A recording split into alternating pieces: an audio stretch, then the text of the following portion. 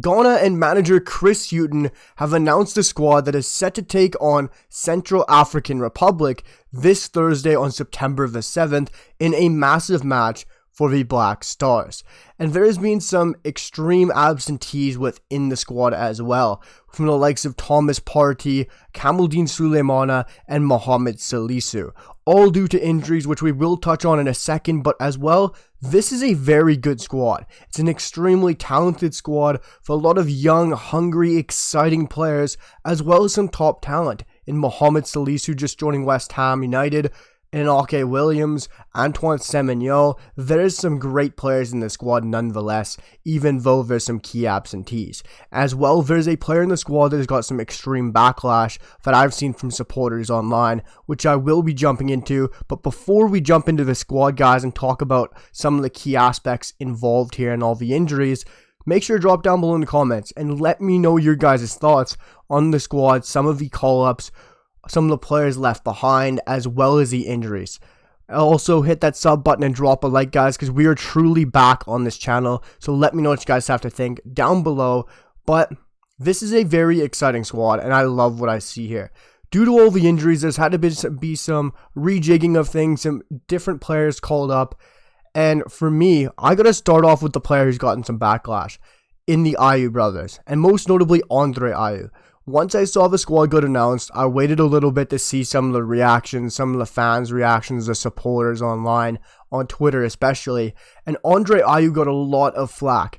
And in a way, it's understandably so. He is the only player getting called up to the national team without a club. He is still a free agent, not even playing football.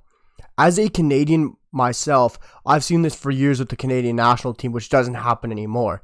But Andre Ayew, in a certain perspective, I understand why he gets called up. His leadership, his experience, and everything he's done at the top level. I understand why Chris Hughton would want to bring him along for such an important game against Central African Republic, and how good Andre Ayew is truly as a player, even though he's not with the club.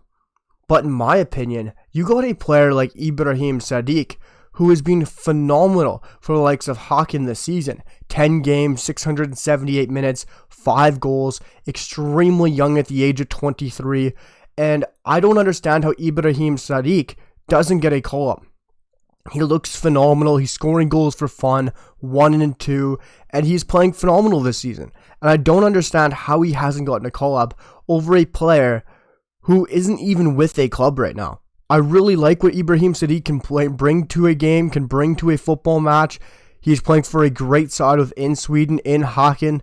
And I don't understand how you can call up or really justify calling up a player who is without a club, not playing football, probably not up to the standard that you'd want for a national team, especially going into such a big game, when you have a player who's scoring 1 and 2, 5 goals, 10 games for a decent league with a very good side within that league in Sweden and Haken, as well as being 23.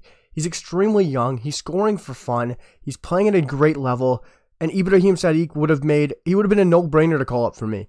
I understand Ghana already has some brilliant forwards, and Ayew can play on both flank, he can play on the left, can play on the right, but he's 10 years older than Ibrahim Sadiq.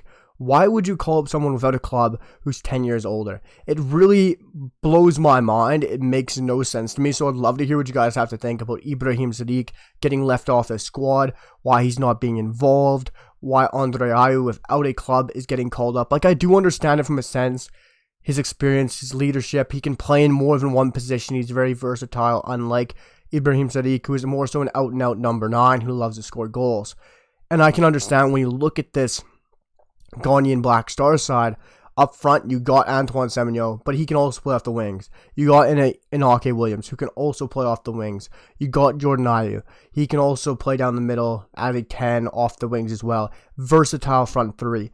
But why don't you bring Sadiq? He's a 23-year-old scoring 1 and 2, but you bring up a guy who's without a club. I rate Andre Ayew. I think he should be with a club. I think he's a championship player still. So it'd be very interesting to see when he gets signed to a club. But right now, I don't understand how you can justify Ibrahim Sadiq getting left off the squad for Andre Ayew. But there is still a lot to be excited about for this call-up, guys. Because looking at the squad, I love some of the players who have been called up here. And I am a huge supporter of the Black Stars and Ghana. They're my team in Africa, and it's very exciting to see what this team is coming out to be. Antoine Semenyo, what he's done in the Premier League so far, he's got to be one of my favorite call-ups here. And the fact that they were able to convince him to join the Black Stars over sticking with England or trying to break through there is phenomenal. Because what he's been able to do with Bournemouth, the chance creation, the electric pace, his excitement in front of goal is so fun to watch for Bournemouth on a week in and week out basis. And I love what he can bring to a football pitch. Especially at the age of 23, he's the same age as Mohamed Kudus. He's the same age as Abdo. He's the same age as Abdul Samid. So this squad is going to grow together. They're going to be together for so long. And you also look at players like Ernest Nuama, and I just love what this squad is going to turn out to be. And there's so many young, talented players, and Antoine Semenyo is at the cusp of it. You're going to have him up top as a 9 in the future. You're going to have Mohamed Kudus sitting behind him as a 10, creating chances for fun. You're going to have Abdul Samid sitting alongside him as well. This squad is going to be very exciting. I understand how people might still look at that back line and be a bit scared, but I still really like what Gideon Mensah can bring you, what Baba Rahman can do at the top level. He's playing great football for PAOK in the Greek First Division. I know it can be questioned that he's had some up and down seasons, but what Abdul Rahman has been able to do at the top level consistently, yes, he wasn't able to stick around with Chelsea for so long, and he's had some up and down seasons, not being so consistent since then, but this year he's been doing very good for PAOK, and I like what that Greek league is.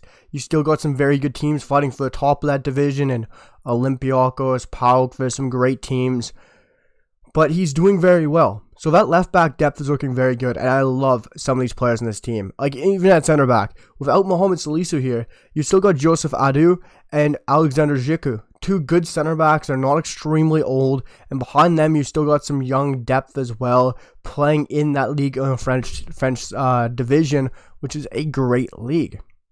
So even looking at all the injuries, all the absences, guys, and seeing that Andre Ayew is still in the squad, you gotta look at this team and pick out all the positives.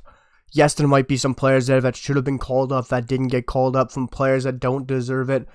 But this team is extremely exciting. It's a very fun team to watch. And I think this team could really grow into something top tier.